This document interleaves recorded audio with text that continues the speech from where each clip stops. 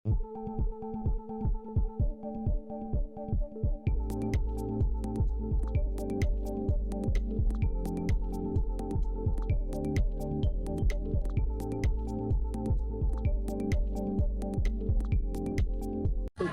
dianya membuat ini menjadi lebih serius lagi, sehingga jadi ya ngambang aja, ya udah digerakin, bahkan terkesannya menantang gitu. Itu yang membuat pihak Nikita Mirzani jadinya lebih tertantang karena ditantang. Dok, sempat nge-DM kan Dok waktu itu, Iya, sempat iya, nge-DM mungkin dan ya, itu feedbacknya seperti apa? Oh iya, itu juga saya belum ada konfirmasi ya untuk jawaban dan lain-lain. Jadi ceritanya tanggal 29 saya menghubungin pihak Loli secara pribadi via email dan via DM Instagram. Itu tidak dibalas sama sekali, tidak dibalas sama sekali. Saya sudah mengechat dengan bahasa yang baik-baik sekali, dan itu saya pastikan kalau di tanggal akhir Agustus itu dia menjawab dengan baik-baik, saya pastikan dia pulang ke rumah.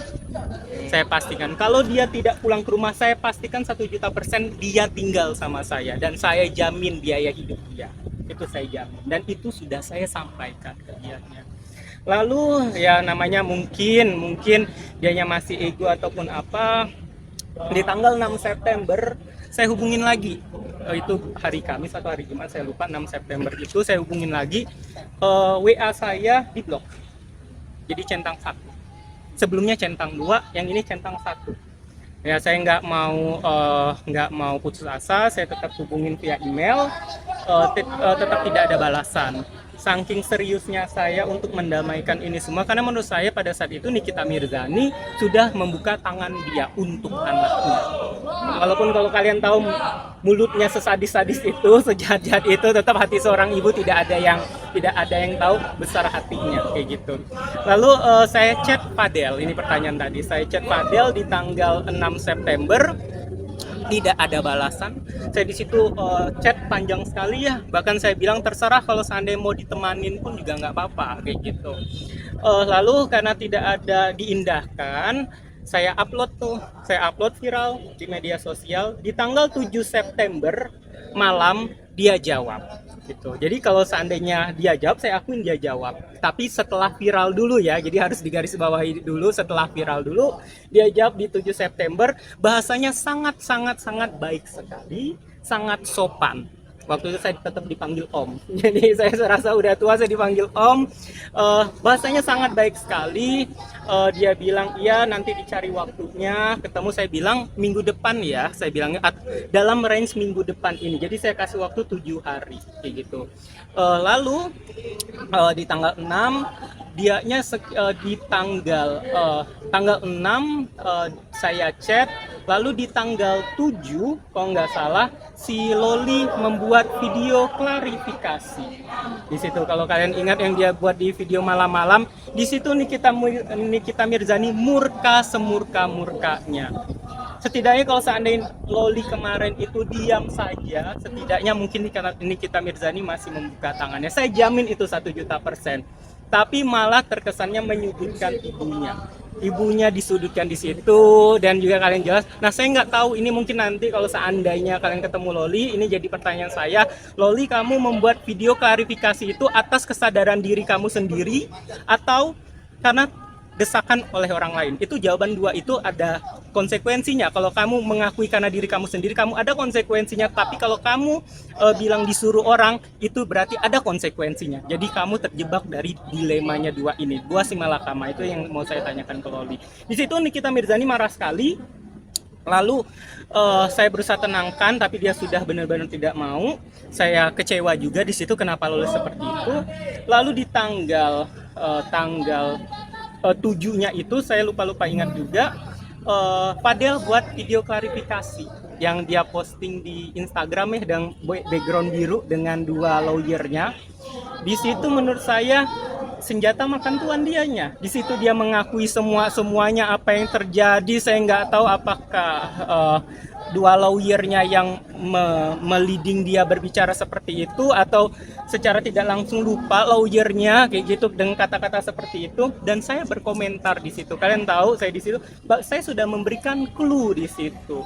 Jangan sampai salah berucap. Sebelumnya di DM sebelumnya saya ke Fadel, saya sudah bilang, "Nak, jangan blunder ya. hati-hati dalam berucap. Saya sudah ngasih clue itu. Ketika dia video klarifikasi, di situ banyak sekali blunder dia bilang. Bahkan saya komen di situ. Berarti kalau coba kamu pikirkan, kalau anak umur 18 tahun apakah itu masih dalam perlindungan orang tuanya? Berarti Loli masih dalam perlindungan orang tuanya. Jadi berhak Nikita Mirzani untuk melaporkan, tapi Nikita Mirzani belum melaporkan. Semakin ditantangin lagi beberapa hari setelah itu, dia buat video klarifikasi di kafe. Disitulah Nikita Mirzani merasa semakin ditantang. Besoknya Bim Salabim di penjara dilaporkan seperti itu, gitu sih. Kalau mungkin dokter sendiri Ya. yang seperti kayak banget sama namanya, Ya. menyangka nggak sih? Yang saya tahu ya, jadi kalau seandainya ada juga yang bertanya kok saya ikut di sini, gitu. Pertama saya nggak mau ikut-ikutan. Selama 1 tahun saya tahu kejadian ini, bahkan waktu yang Loli bertengkar waktu dia baru sampai di UK saya tahu sekali. Ketika itu saya lagi sama Nikita Mirzani lagi di luar kota, dia buat video YouTube lain-lain saya tahu, tapi saya diam karena menurut saya ini peristiwa ibu dan anak, mau gimana pun bertengkar tetap ibu dan anak, bener kan? Ngapain kita ikut-ikutan? Tapi di sini saya ngeliat kok makin kurang ajar pada dasarnya. Ini anak sangat baik sekali, sangat sopan, sangat pintar. Tapi saya nggak tahu nih pengaruh lingkungan kenapa. Jadi saya tidak mau menyalahkan Loli ya. Yang saya tahu itu anak baik, anak itu pintar. Nggak tahu pengaruh lingkungan. Nah lingkungan ini yang kita tanda tanya. Lingkungan waktu dia di UK yang numpangin dia, itu pertanyaan ya. Saya bertanya, apakah lingkungan dia yang sekarang? Jadi saya sampai detik sekarang saya tidak mau menyalahkan Loli ya gitu, karena yang saya tahu sebelumnya Loli anaknya baik. Saya nggak tahu orang sekitarnya karena saya tidak kenal. Jadi saya berhak untuk menjudge orang yang lain karena saya nggak kenal. Dok, sebagai sahabat Niki sendiri sampai sejauh ini Niki seperti apa sih mungkin menghadapi kasus ini sendiri? Yang saya tahu ini, walaupun kadang dia tidak mau ungkapin ini karena kalau saya ungkapin ini dia nggak bisa marah ke saya juga gitu. Sangat sedih dan sering menangis. Gitu. Di kasus ini benar-benar ngeganggu Niki banget dok. Apa gitu? Oh iyalah, yang mengganggunya itu lebih ke gini. Itu anak kan pengen bebas. Niki sebenarnya membolehkan anak itu bebas karena permintaan dia berkali-kali gitu. Nah kalau mau bebas, tolong jangan sangkut pautin lagi sama dia kayak gitu. Atau kalau seandainya kok Nikinya keluar, ya gimana nggak keluar malu, anaknya terindikasi terduga melakukan penghilangan janin gitu. Siapa yang nggak malu, walaupun orang dia nggak mau, tapi kan nama dia terlalu diikut-ikuti. Makanya dia selalu bilang, tolong kalau membuat berita tentang itu anak kayak gitu jangan bawa-bawa nama saya. Tapi ya gimana, media kan, media taunya itu anak Nikita Mirzani, mau sampai kapanpun Nikita Mirzani selalu akan ikut-ikutan, diikutin gitu. Dok, ini meskipun apa dari pihak Nikita Mirzani kan sudah mencoret nama LM sendiri dari kakak, Ya. gitu. Terus katanya juga sudah dianggap sebagai anak. Itu apakah nanti ketika nanti seandainya LM datang Ya. minta maaf kepada MM gitu ya, apakah nanti akan dengan sangat terbuka untuk kembali atau memang perlu pertimbangan? Oke, itu pertanyaan bagus juga ya. Jadi di luar dari topik itu ada juga pertanyaan yang saya baca juga di kolom komentar, kadang bertanya, katanya udah dikeluarin dari kakak, emang bisa ngelaporin sebagai anak? Ya mau gimana pun itu anak, akte kelahirannya anak Nikita Mirzani, mau dikeluarin di kakak, kalau kalian juga keluar dari, udah pindah dari luar kota, pindah kakak pun ya nggak ada masalah, tetap nama itu anaknya Nikita Mirzani, akte kelahiran Nikita Mirzani, itu harus clear dulu.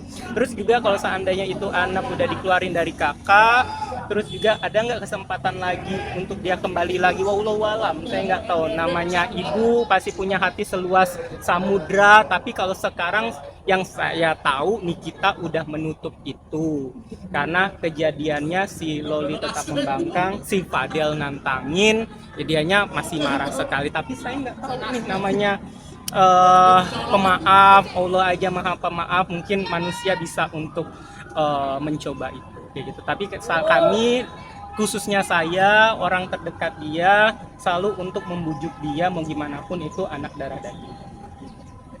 Tapi kan Iya, saya tahu ceritanya, tapi saya tidak tahu secara pasti dokternya siapa. Nggak tahu dari timnya Niki ya, dokternya siapa. Tapi saya yakin 1.000.000% bukti-buktinya itu real. Tapi nggak tahu buktinya itu terbukti atau tidaknya ya, kayak gitu.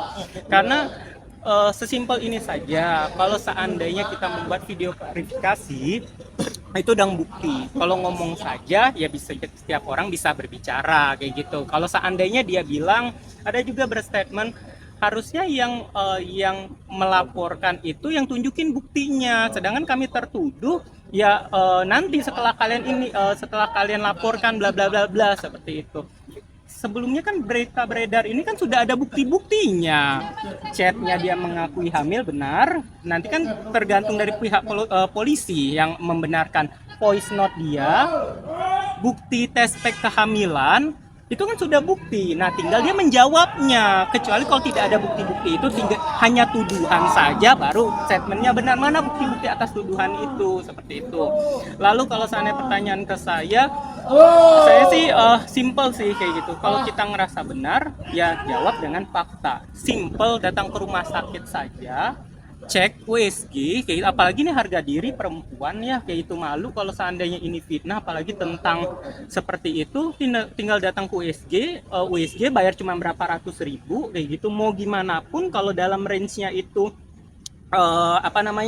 pemeriksaannya itu akan kelihatan kok, pertama masih perawan atau tidak. Apalagi saya dokter ya, saya tahu masih perawan atau tidak pasti akan ketahuan. Bekas adanya sesuatu benda tumpul yang bekas dimasukkan ada, terus dinding rahimnya kalau seandainya baru ada sesuatu yang dikeluarkan kelihatan. Istilah kalau bahasa awamnya masih basah atau tidaknya gitu, bahasa awamnya itu pasti akan kelihatan kok. Tapi bakal bahaya nggak sih untuk kantong rahimnya sendiri jika benar ini terjadi adanya aborsi? Apalagi 2 kali. Yang kalau kita ngomongin tentang kesehatan pasti akan ada efek sampingnya. Tapi balik lagi semuanya ya tergantung dari diri kita sendiri sih. Sebenarnya saya inginkan sih kalau seandainya itu benar terjadi, semoga tidak terjadi apa-apa sama Loli. Seandainya ya. Dok, sore ini dok, ini kan yang ramai juga bukan hanya soal itu saja ya, yang menjadi sorotan di publik adalah sore nih Nyai berjuang sendiri, memang kemana sih sang bapak dari Loli?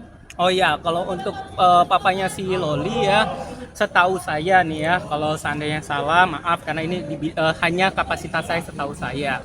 Setahu saya papanya Loli itu tahu sekali masalah ini. Papa Loli pun juga sudah angkat tangan dengan anak itu, apalagi kan yang membesarkan Loli dari kecil kan ibunya ya, kayak itu. Jadi ibunya tahu sekali tentang Loli. Nah, papanya itu ya karena ngerasa ini sudah tanggung jawabnya Nikita sebelumnya, jadi dia tidak punya hak yang kuat banget untuk tiba-tiba sekonyong-konyongnya untuk berusaha menghubungi Loli. Sesimpel ini saja, kalau seandainya papanya menghubungi Loli kayak gitu, kenapa Loli nggak pulang ke papanya saja? Berarti kan emang dari Lolinya yang memang sepemikiran saya yang membatasi diri, yang pengen tetap hidup bebas seperti itu.